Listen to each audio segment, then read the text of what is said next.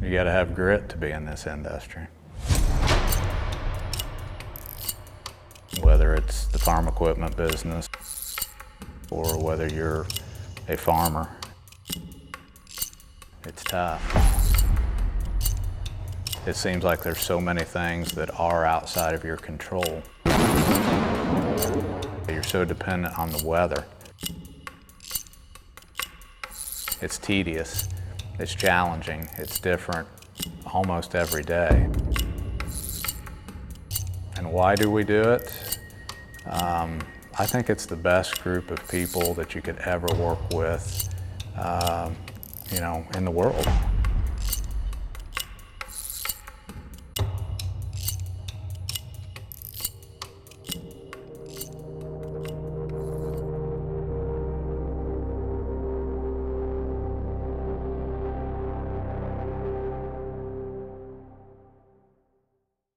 How long have you been farming now then? Ever since I was helping pull seed corn wagons in when I was 4, I couldn't even hit the clutch. Dad would throw me on the tractor, put it in gear and lie on the clutch, and I'd take off to my uncle, and he'd stop me at the end of the field. We'd unload the wagon. How significant has the technology side of things been for you guys? These new planters are awesome. Yep. We're trying to use the AFS Connect. We did last year on the combines, but we're still got field view right now. Just we're more familiar with it. Right. First precision planter we got, Yonky was riding with me. He goes, hell yeah, you can plant however fast you want. I said, all right, we're gonna try it out. Oh, we went as fast as that tractor could pull it. Yeah. It went 13, and that's all I could get out Was there. that really? That's pretty fast though.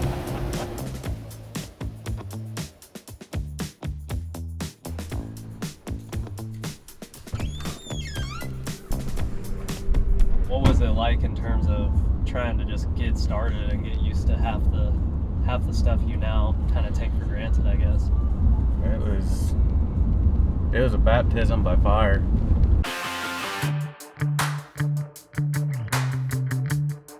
I started September 29th of 2014. Started out in the shop. I was supposed to be an AFS tech. I ended up being a tech. I had no idea about red equipment. I had no idea how to use EST, how to use eTemp, how to look up parts, any of it. I worked in the shop from September till about March. First part of March, I got asked if I wanted to be an AFS specialist. They threw me a set of keys, said, here you go, get to work. Everything I've learned about case equipment has been just flying by the seat of my pants. As long as we can do a good job of teaching them how to find resources, I think that's really the best way to learn stuff like this.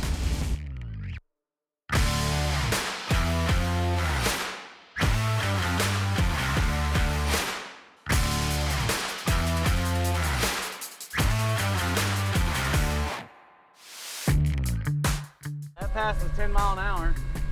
Looks like he was moving pretty good. That's about all the tractor wants. I bet. I figured that. Yeah. Really depends on what kind of farmer you want to be, but I think to do it accurately and as well as you possibly can, you're going to have technology.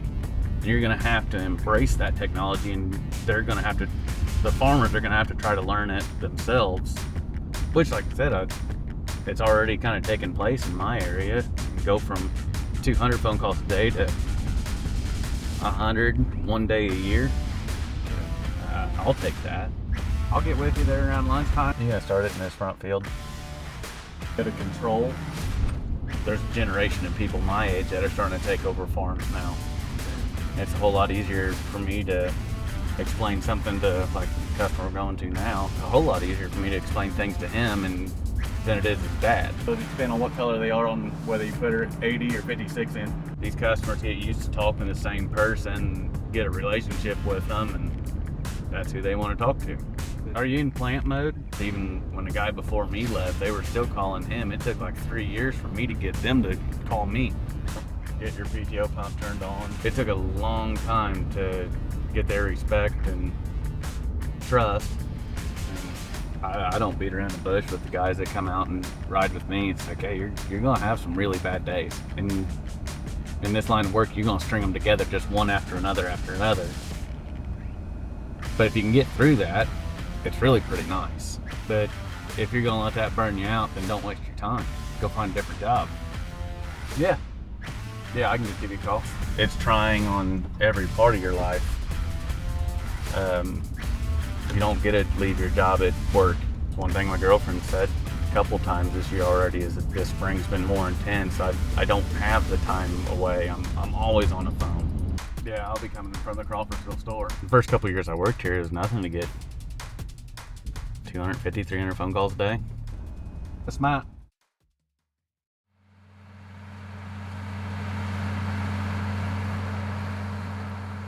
That may not come up there, Matt. That's pretty hard. I say that looks hard. This right here always is, because it gets drove over all the time. Can't find my pocket knife. Must have lost it at the last field. Hell, maybe I didn't have the planter turned on. How's the season been going? Up and down. You know, a few guys are down to just some beans left and a couple 100 acres of corn left. There are a few other guys that haven't even started anything yet. Not really a lot of intense breakdowns so far.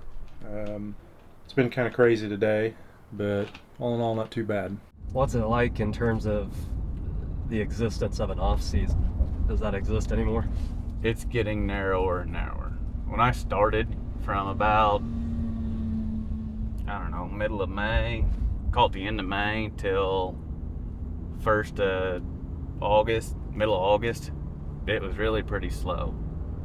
But anymore, I don't really slow down. It's a year-round business, so you've got, spring planting, the actual, I guess, hustle that goes around it for us and the equipment side of the business. It starts probably in February, and you start getting machines and units ready for springtime. And then it seems like spring's always pretty wild. It's pretty volatile anymore in terms of weather and challenges that it presents. That spring can run from the end of March, it seems like, all the way to mid-June anymore, especially with the geography we cover at Bane-Welker from here, on the Illinois line all the way to the east side of Columbus, Ohio now. One phone call, you pick it up, and it's a guy's combine's broke down, Mm-hmm. and next guy, his planter's broke down. I mean, you talk about pull your hair out. 2018 into 19, or? Yes.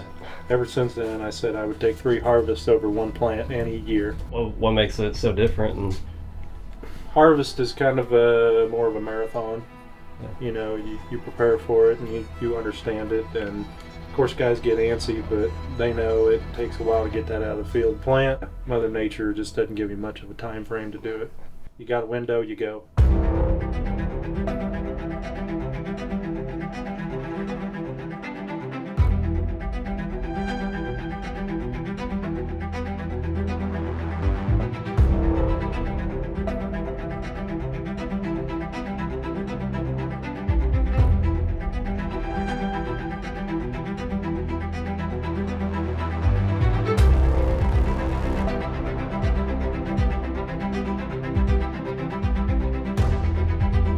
Over there, it's been great. We got on this side of 136, started getting a lot wetter. See what I can do here.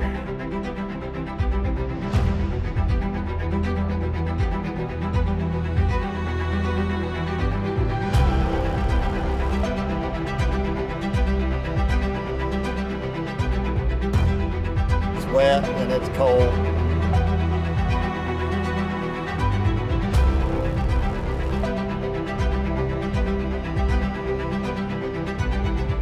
It's gonna get pretty crazy here.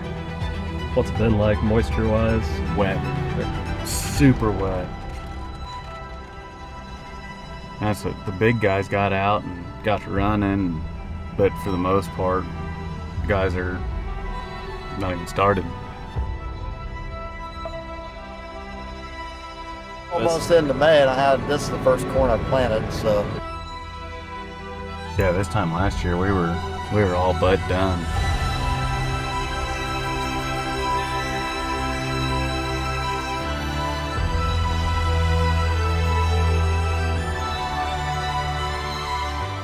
Yeah, I planted 3,400 acres. We'd probably push it, but you'd have to.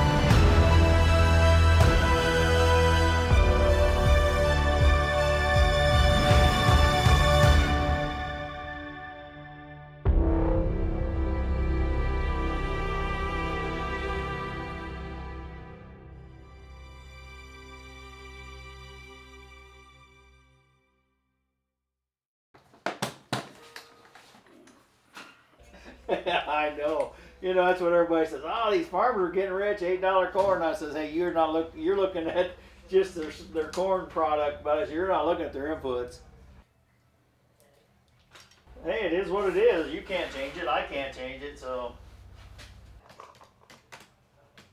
you know, just to get a planter hauled from Kinsey to here, you're looking at $5,000. Well, gee, any Christmas. But I'll send you these specs and I'll see what I can get put together. Thank you. Bye-bye. I'm Steve Blackford, and I actually at Bane-Welker now I'm in sales. I was in ownership back under North Central AgriPower, but now I'm pretty much in sales and part of the trade appraisal team, and just enjoy coming to work every day and working with my customer base that I have. You know, I started back in 1973, straight out of high school.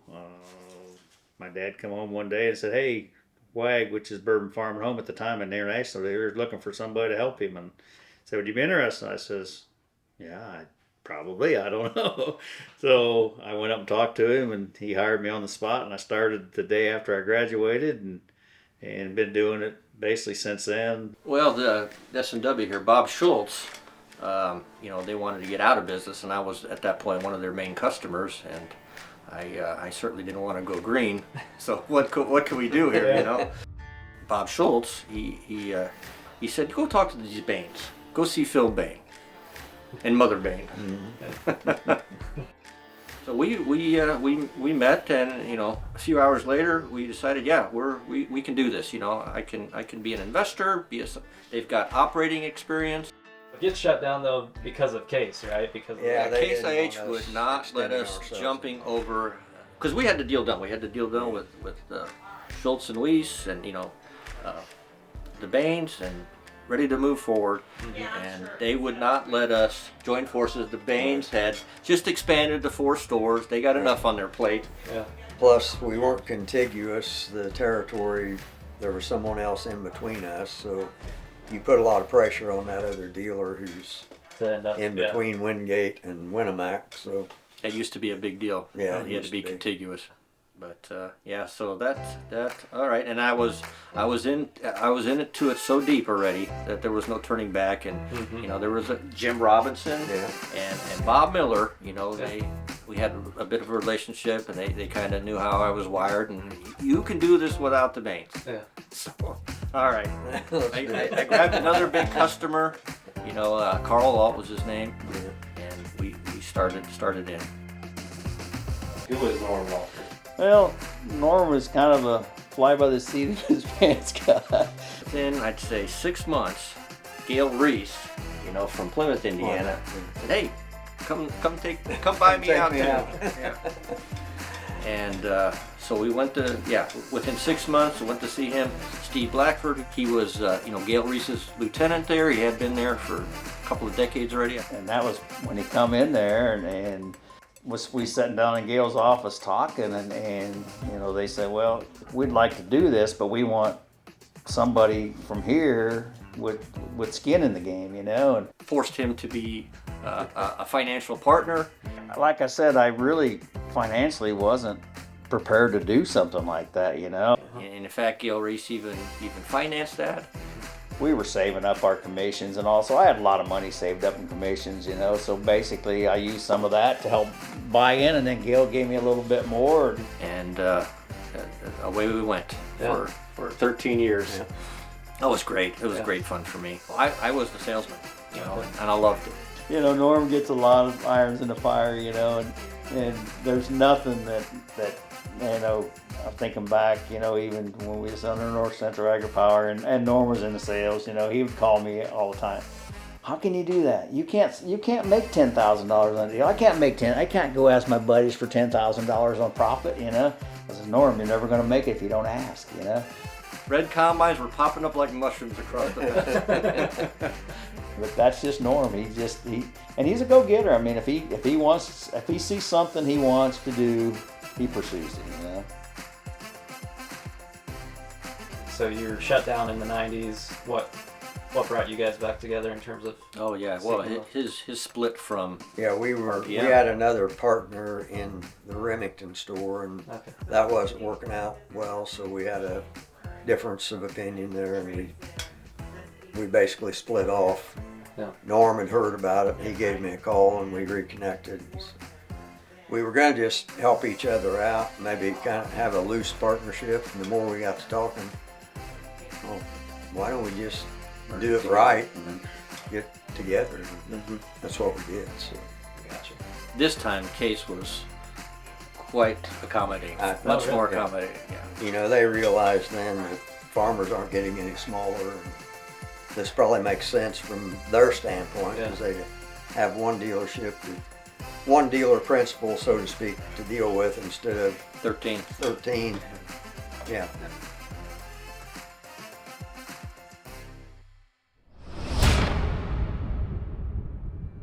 We will actually turn over about 1/3 of our workforce this year, which to me is astonishing.